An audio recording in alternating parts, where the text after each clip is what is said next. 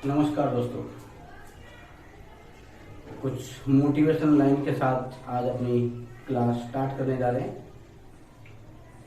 शिक्षा की अलग जगाता रहता हूं,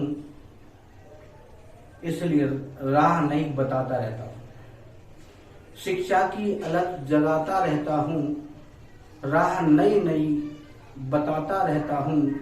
काश कोई समझ कर मुझे बदल ले अपनी जिंदगी, इसलिए लोगों को समझाता रहता हूँ, गीत नया गाता रहता हूँ।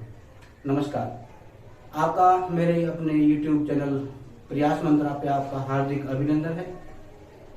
दोस्तों, आपके मिल रहे प्यार के लिए बहुत बहुत आभार व्यक्त करता हूँ और उम्मीद कर रहा हूँ कि मेरे द्वारा बताई गई जानकारी आपको लाभकारी सिद्ध हो रही होगी, आप उससे लाभान्वित हो रहे होंगे। तो जो सीरीज हमने अभी भक्ति काल की चला रखी है, उसका ही एक नया टॉपिक सूफी काव्य आज आप तक पहुंचाने का प्रयास करूंगा। क्योंकि हमने राम काव्य पढ़ा, अगर मेरी पिछली वीडियो आप देखें तो उसमें आपको राम काव्य धारा मिलेगी, शकुन काव्य धारा मिलेगी, साथ में जो कृष्ण काव्य धारा भी मिलेगी। आज हम करेंगे सूफी काव्य धारा। सूफी जो कि नाम से ही है, इसका अर्थ होता है सूफ मतलब पवित्र।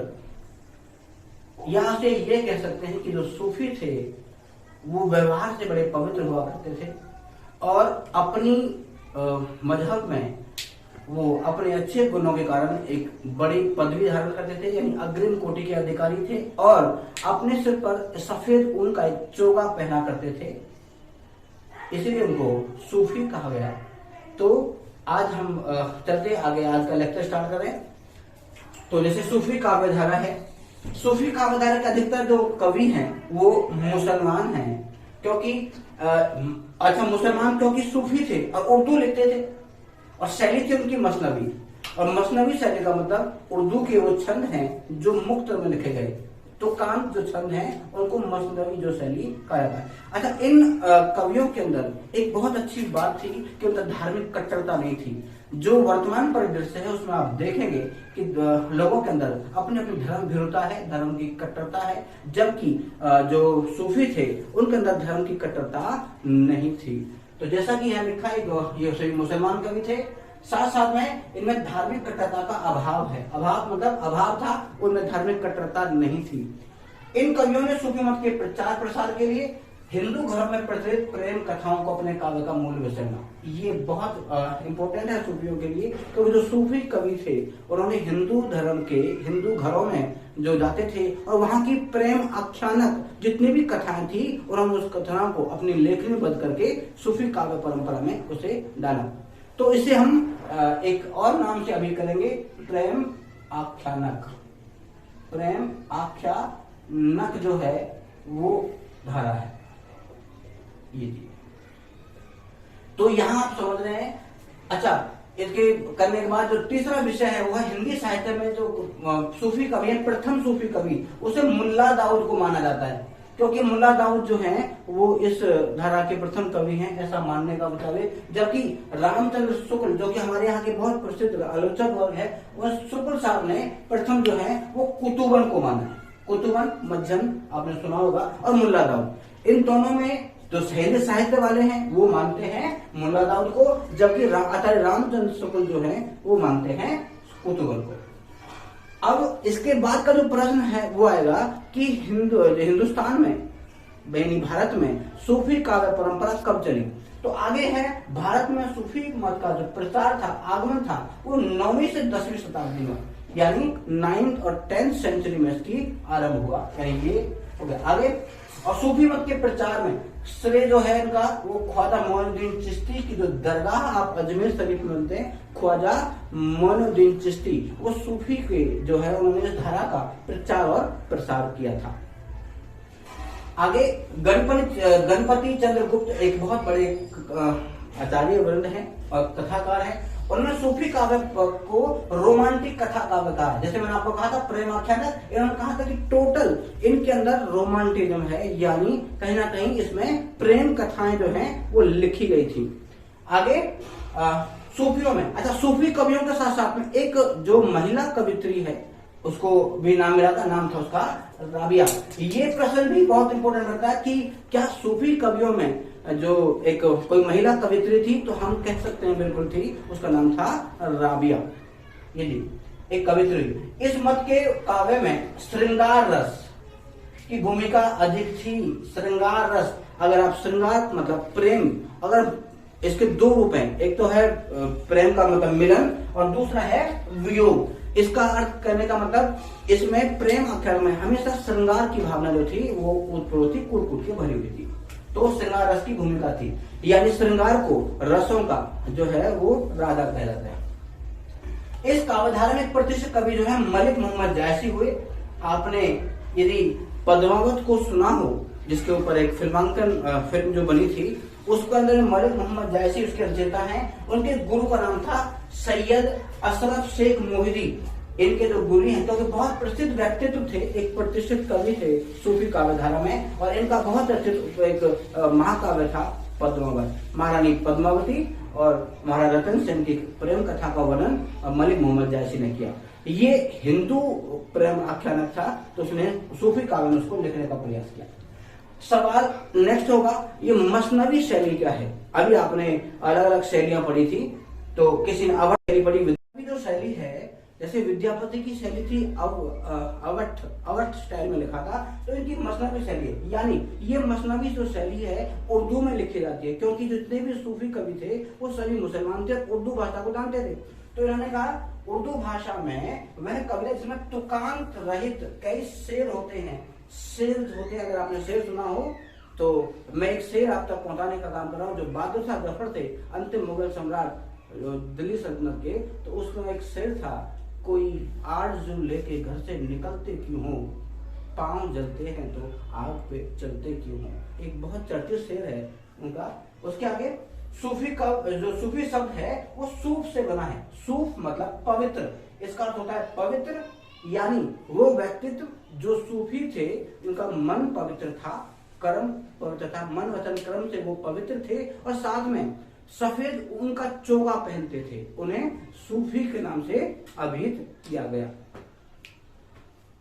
चलिए अब कुछ कवि और उनकी रचनाओं को देखेंगे। इसमें जी रचनाएं, मैंने वो रचनाएं ली है जो बहुत सारी प्रतियोगी परीक्षाओं में बार बार पूछी जा रही है। कहीं कहीं मैंने उनके कैरेक्टर्स को लिया है, जैसे पद्मावत का जो कैरेक्टर है उसको लिया, क्योंकि पद्मावत जो है वो मलिक मोहम्मद जायसी का एक बहुत बड़ा महाकाव्य है। उससे बहुत सारे प्रश्न जो हैं वो प्रतियोगी परीक्षाओं में जो है पूछे जाते हैं। तो सबसे पहले पद्मावत जो मलिक मोहम्मद जायसी ने लिखा था, और उसका समय था 1540 ईस्वी, और उसमें चित्तौड़गढ़ के राजा रतन सेन और उनकी जो प्रेमिका थी सिहलदीप, यानी वर्तमान में जैसे हम श्रीलंका कहें तो उसी की राजकुमारी थी, जो है उसका नाम था पद्मावती। इन दोनों का एक प्रेम कथा था, उसका चित्रण किया गया, और एक रूपक काव्य में इसको लिखा गया। यानी दो कैरेक्टर को सामने बिल्कुल रूबरू उतार करके ऐसा चित्रित किया गया मलिक मोहम्मद जायसी ने। अगला है अप्रतीक यानी रूपक। उस मलिक मोहम्मद जायसी ने हर एक कैरेक्टर को किस रूप में लिया है? तो सबसे पहला कैरेक्टर है चित्तौड़गढ़, यानी जो स्थान जहां पर राजा रतन सेन रहा करते थे, उसको माना है शरीर, यानी उसको शरीर के रूप में उन्होंने प्रतीकात्मक देने का काम किया है। राघव चेतन एक कैरेक्टर है, वो शैतान है, यानी बीच में एक ऐसा थर्ड पर्सन इन्वॉल्वमेंट जो दोनों के रिश्तों को खराब करता है। आगे राजा रतन सेन जो है वो एक मन का प्रतीक है, क्योंकि मन जो है किसी भी ऐसी वस्तु को, जो वस्तु हमारे बहुत हमें प्रिय हो और जिसके बारे में कोई अन्य व्यक्ति जो है दूसरा व्यक्ति बढ़ा चढ़ा के वर्णन कर दे, तो कहीं ना कहीं मानवीय जो विचारधारा है वो थोड़ी बदल जाती है। तो राजा रतन सेन को भी जब हीरामन तोता ने महारानी पद्मावती के बारे में बताया, तो रतन सेन का जो मन था वो चंचल हो उठा, व्यथित हो गया था। तो हीरामन जो तोता है वो गुरु का है, क्योंकि जिस प्रकार गुरु अपने शिष्य को समझाता है, सिर्फ उसी प्रकार हीरामन तोता ने भी राजा रतन सेन को पूरा रूप वर्णन करके दिखाया, और उनके मन में उनके प्रति जो है वो प्रेम जगाने का प्रयास किया। आगे है पद्मावती, एक सात्विक बुद्धि का, एक सात्विक मतलब एक सच्ची जो बुद्धि है उसका, और एक नागमती जो है वो संसार का, यानी संसार में जिस तरीके से परेशानियां हैं, राजा रतन सेन की जो पत्नी थी नागमती, उसका विरह का वर्णन किया गया। तो राजा रतन सेन की जो पत्नी नागमती थी जब उसे पता चला कि तुम्हारा जो पति है वो किसी अन्य महिला के जो है उनको पाने की लालसा रखता है, तो वो व्यक्ति जो वो महिला थी यानी उनकी पटरानी जो नागमती थी वो बहुत दुखी हुई। उसके दुख का वर्णन किया क्योंकि संसार में हर व्यक्ति जो है वो कुछ ना कुछ परेशान अवश्य है। आगे है अलाउद्दीन खिलजी, जो कि कैरेक्टर है। अलाउद्दीन खिलजी जो कि खिलजी वंश का शासक था, उसे भी पद्मावती के बारे में पता चला, तो उसने भी पद्मावती को पाने का भरसक प्रयत्न किया।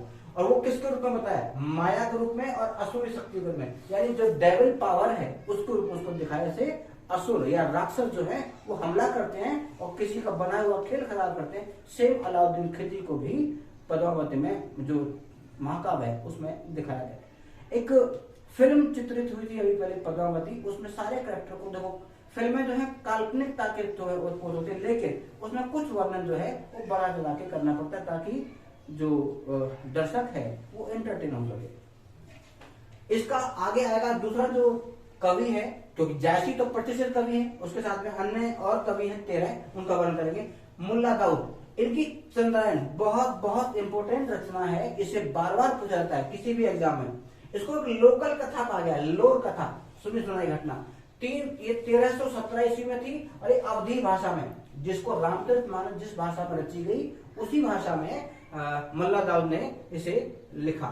उसके बाद में तीसरा कुतुबन मृगावती, इनका एक बहुत बड़ी रचना थी और इसे शुक्ल जी ने पहला सूफी काव्य माना है, जो कि मैंने अभी आपको पहले पेज पे बताया था कि जो सूफी हैं उनका पहला काव्य जो है वो मृगावती था और आचार्य रामचंद्र शुक्ल ने उसे पहला काव्य माना है, कुतुबन का मृगावती। चौथा है मज्जन की किताब है, पुस्तक है, वो है मधुमालती और इसमें नायक के एकनिष्ठ प्रेम की बात की गई है। एकनिष्ठ प्रेम में एक ही वस्तु को बड़ी तन्मयता के साथ में जो आत्मसात करने का प्रयास किया। आगे है जायसी, क्योंकि ऊपर मैंने जायसी को ही लिखा था, तो जायसी की सिर्फ एक ही पुस्तक नहीं, जायसी की और पुस्तकें भी बहुत प्रसिद्ध थी। उनका अखरावट, कहरनामा, मसलनामा और आखिरी कलाम। इसमें कहते हैं ये बिल्कुल कयामत की रात का वर्णन किया गया। आगे आएगा असाइद की बहुत चर्चित पुस्तक है हंसावली और ये इसे राजस्थानी भाषा में लिखा गया है, एक रचित काव्य है। और ईश्वर दास जी ने सत्यवती कथा को भी लिखा, यानी सूफियों में ये भी आएंगे। और इसके बाद आते हैं दामोदर कवि, इसने लखन सेन पद्मावती कथा लिखी, मतलब पद्मावती कथा से मिलती जुलती जो कथा है वो लिखी।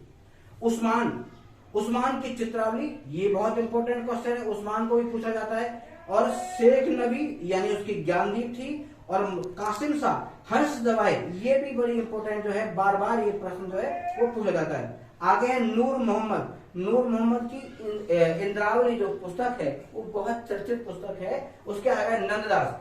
आगे यदि आपने मेरी पहली वीडियो देखी हो तो आपको पता चलेगा कि अष्टछाप कवियों में नंददास जी भी थे, जो कि ब्रज भाषा में लिखा करते थे, लेकिन उन्होंने सूफियों में भी जो रूप मंत्री लिखने का प्रयास किया वो भी ब्रज भाषा में।